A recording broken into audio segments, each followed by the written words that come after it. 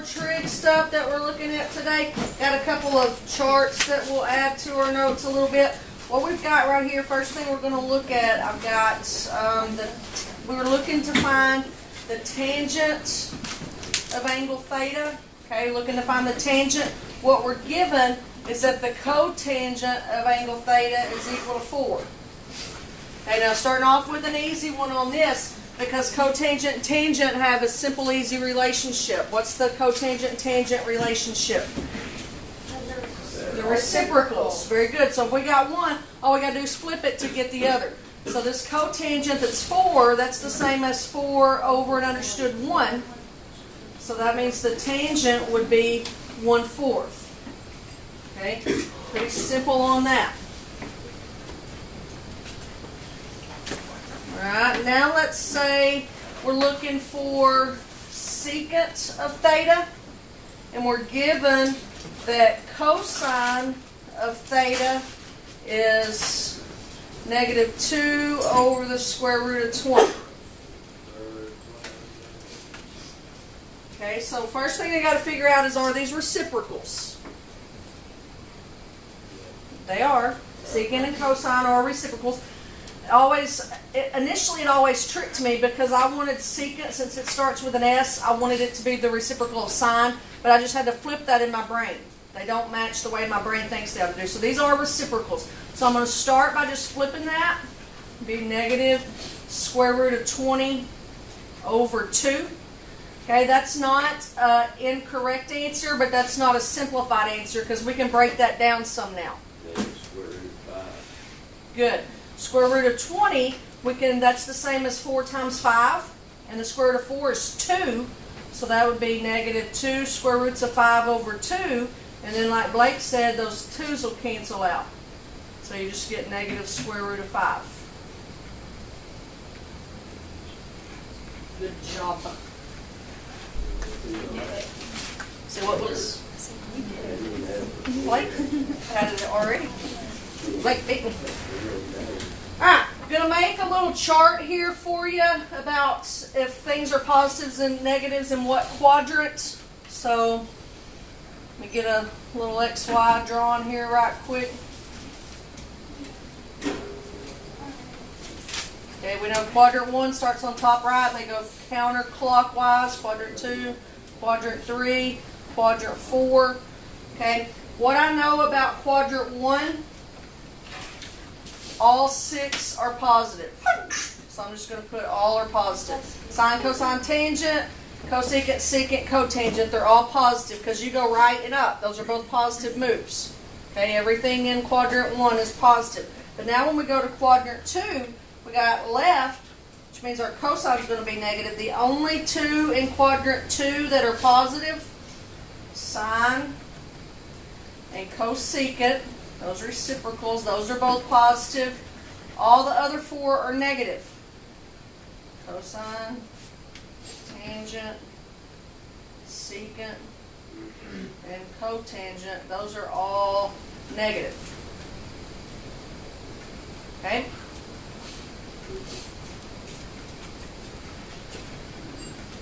Alrighty. We get down to quadrant 3.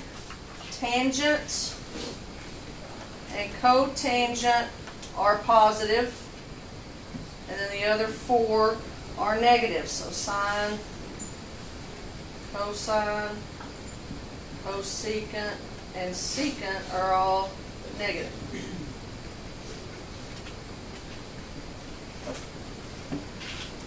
Alright, still in quadrant 4, cosine and secant are positive. Everything else is negative, so that means sine, tangent, cosecant, and cotangent are all negatives. Teachers, can you please make sure you take attendance this morning? Thank you.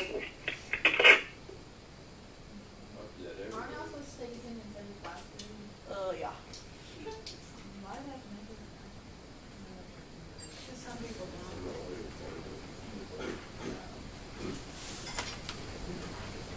They're probably looking for somebody, trying to figure out if they're here, and that teacher never checks roll. So I just don't want to call them out. I just talk about. Alright, when you get that ready, we'll do a couple things with that.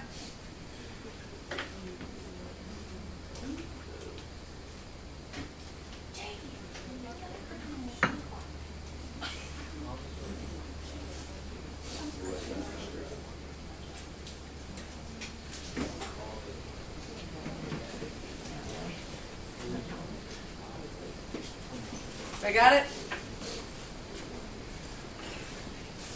Alright, let's say I've got a 54-degree angle. The directions say determine the signs of the trigonometric functions of that.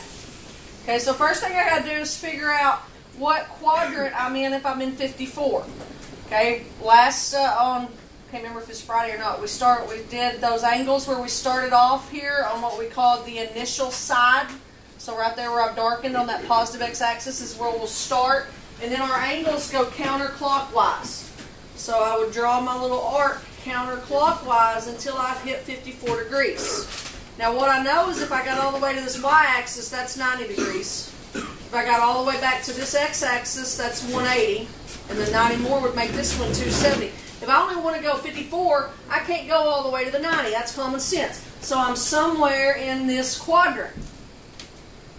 What did we say the signs were in that quadrant? They're all positive. So I can either write all positive or I could list all 6 of them out.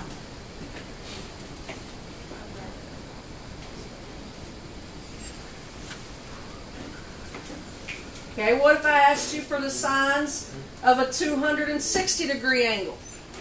What quadrant would I land in if I went 260 degrees? I'd be right down here, almost at that 270, so I would be in quadrant 3. Quadrant 3, we had tangent and cotangent was positive. And then everything else was negative.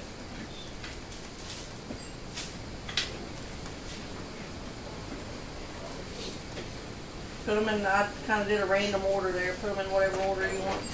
I have a question. Yo. Can we put them in like a list and put negative out the sign? Yes. Yes. I'll show you this, Angie. This the way one of the ways the book did. They did that blue table. Oh. I did this one because I like the quadrants, but they did that. So there's lots of different ways to do that.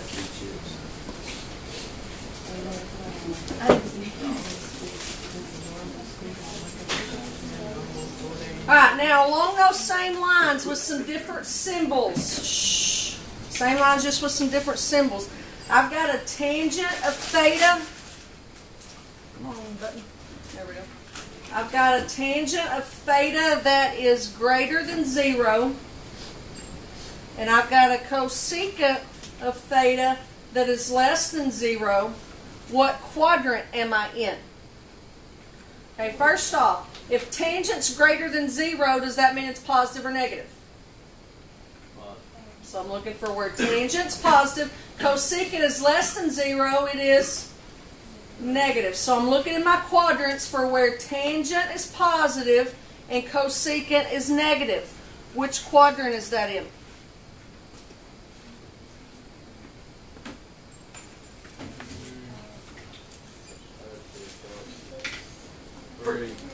Is 3. Good job. Everybody able to read your table on that? Your chart on that? Let's do another one of those. What if I had sine of theta is greater than 0 and cosecant of theta is also greater than 0? This one could be in more than one. Okay, it could be in 1 because everything in 1's positive. Good job. Where else could it be? 2. Good job. They're both positives.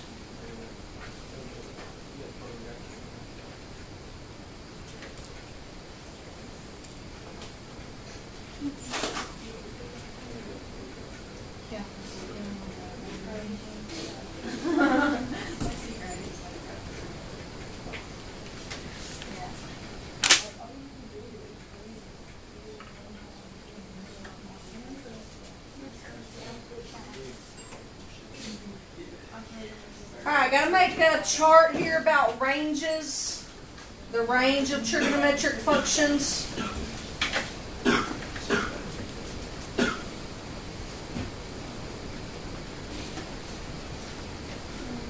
Alright, we're going to have sine and cosine. We're going to have tangent and cotangent. And then our last two are the secant and cosecant.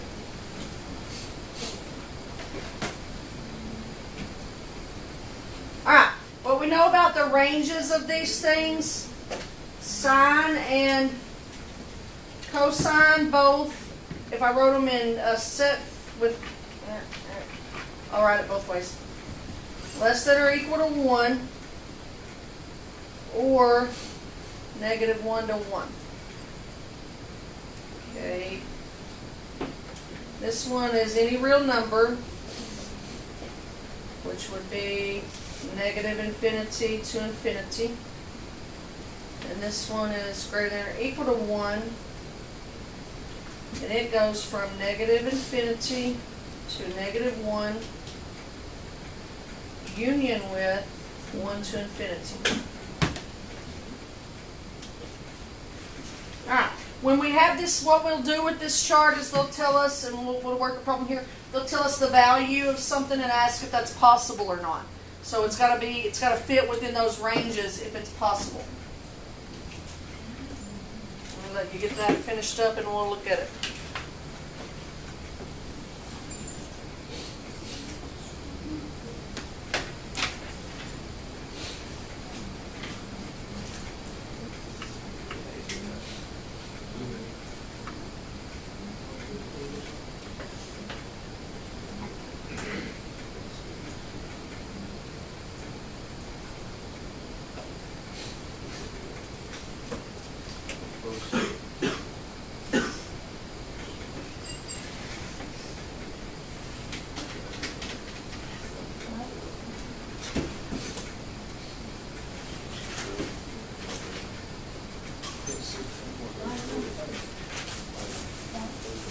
Alright, I got what you need on that one? Okay, let's say, I want to keep that on there. So let's say cotangent, we're told the cotangent of theta is equal to negative 0.999. Question says, is that possible? Okay, so we find cotangent on our chart here. It says cotangent can be anything from negative infinity to infinity. So is it possible for it to be negative 0.999? Absolutely. Good job. Okay, what about if I had cosine of theta is equal to negative 1.7? Is that possible? Okay, it says cosine's got to be between negative 1 and 1. Does negative 1.7 fall between negative 1 and 1? No, so that one is not possible.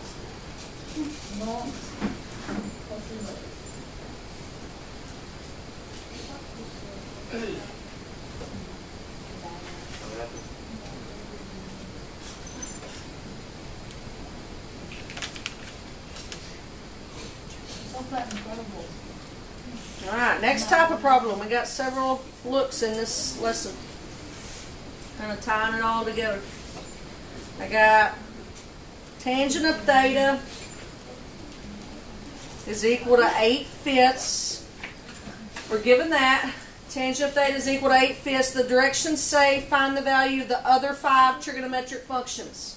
So we got tangent. That means we got to find sine, cosine. Already got tangent.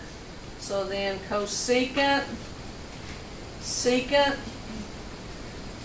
and cotangent. Okay, I would say go ahead and put your cotangent. Good. Angie, you just take the reciprocal of 8/5, so that's 5/8. Okay, now we got 4 left. What do we know about tangent? What's the sides on that? Very good. Opposite over adjacent. So we're missing the hypotenuse. Pythagorean theorem. 8 squared plus 5 squared is equal to c squared. 64 plus 25 is equal to c squared. 89, and that's not a perfect square, is it? So that's my hypotenuse, the square root of 89. Now that's going to create a problem because we know hypotenuse goes on the bottom of lots of things and you can't leave a radical on the bottom, but that's okay. Alright, so sine is, I'm going to put it over here on the left side before I put my answer. Sine is opposite over hypotenuse, right? Do you want the decimal point? Nope, nope. Alright, can't leave a radical on bottom, so what do we got to multiply by to get rid of a square root of 89? Add a kid, square root of 89 on top and bottom. So on the top, that makes 8 square roots of 89. And on the bottom, square root of 89 times square root of 89 is just 89. Okay? Now, if 8 and 89 would reduce, you would reduce it, but it doesn't, so that's your sine. Alright, I want to go to cosecant next because that's the reciprocal of sine. And I want you to see something when we go to cosecant. If I flip my sine answer, the final answer I put for sine, if I take the reciprocal of that, that puts that radical back on bottom. But if I go to my original where I started and I take the reciprocal of that, that's good, right? So if sine is 8 over the square root of 89, cosecant, flip that, take the reciprocal, cosecant would be square root of 89 over 8. So that saves you a little bit of work doing that. Alright, so last we got to find is cosine and secant. Cosine is adjacent, 5 over hypotenuse, square root of 89. So just like Bailey said on the last one, we got to multiply by square root of 89. So good, Angie. That's 5 square roots of 89 over 89. But what's secant? What am I going to do with secant? Say that again, Willis. Yep, take that one there. Square root of 89 over 5. Now, if I had taken this one, 5 square root of 89 over 89, and flipped it, I would have gotten the same answer eventually. There would have just been more work. So all 5 of those are your answers. And we did problems like that last week. They just didn't have those ugly radicals in them. They worked out a lot more whole number stuff.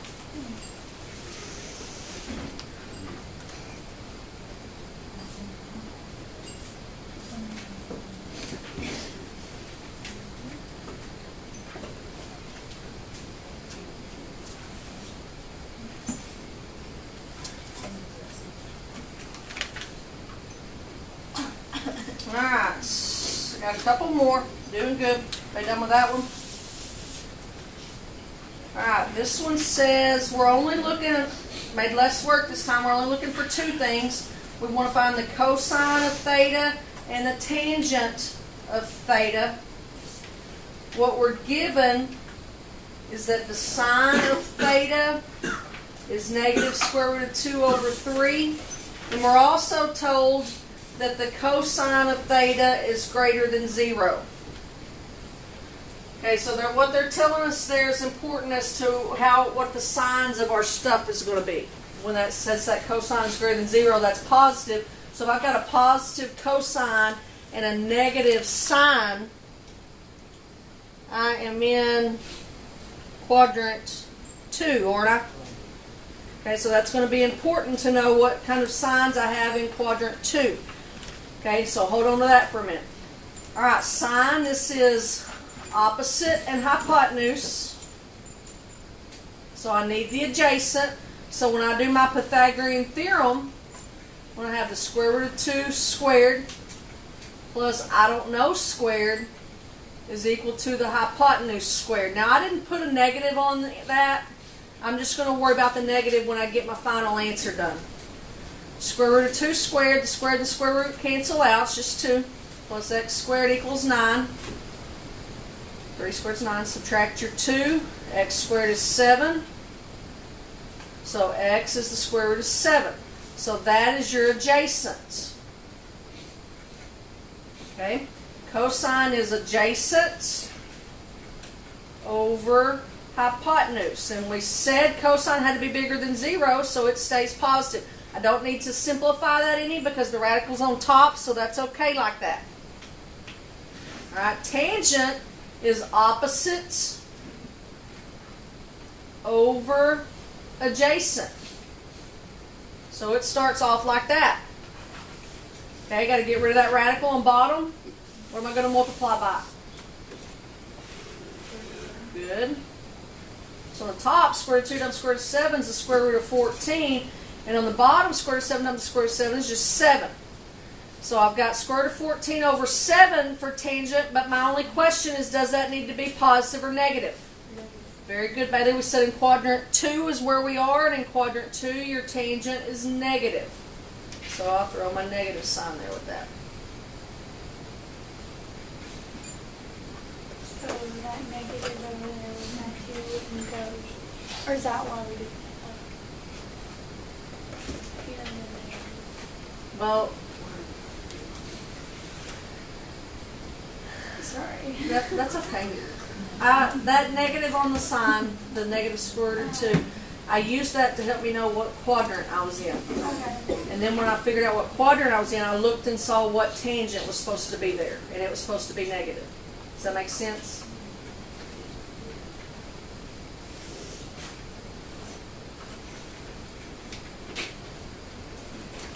Now here's another thing that you learned in Algebra 2. You know that tangent, and this will go with a little bit what Shelby said, you know that tangent is equal to sine divided by cosine? You remember that from Algebra 2? Y'all that took trig ought to remember that. So sine was negative and cosine was positive, and negative divided by positive has to equal a negative. So that's another way you could have known that was negative there.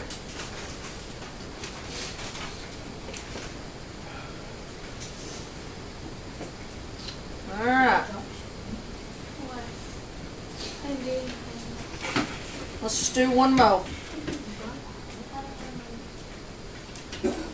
We're going to find cotangent and cosecant this time. What we know, our cosine is negative 7/25, and we know we're in quadrant 2. Negative 7/25, and we're in quadrant 2. Alright, so cosine, that is adjacent over hypotenuse. Right? So I've got to find the opposite, so I'm going to have 7 squared plus I don't know squared is equal to 25 squared. 49 plus I don't know squared is equal to 625.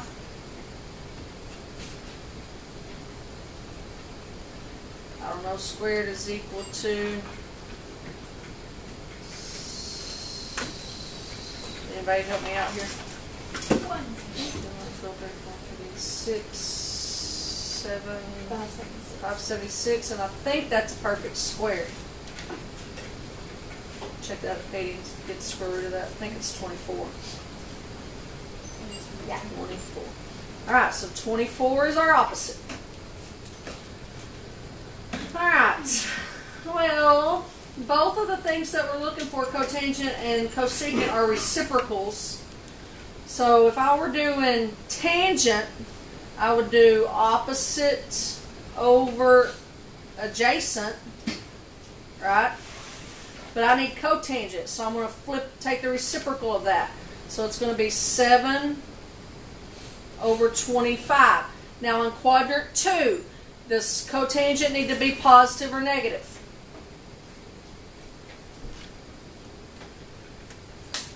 I wrote that wrong. Did anybody catch what I wrote wrong? Yeah. It's not 25.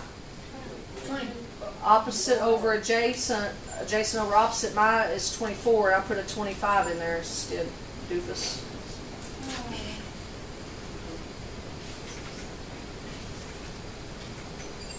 Alright, so we got the right number finally. Now, back to quadrant 2. Is cotangent positive or negative in quadrant 2? Negative, with that reassuring, confident answer is correct. Now we're on to cosecant, which is the reciprocal of sine. Sine is opposite over hypotenuse. So we need the reciprocal of that. So that'll be 25 over 24. Cosecant is positive or negative in quadrant 2.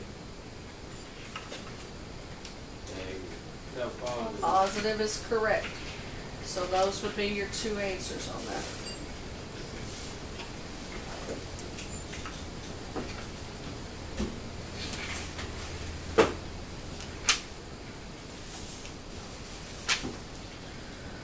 Alright, lots of stuff there in that lesson. All that did was just tied everything that we did last week all together.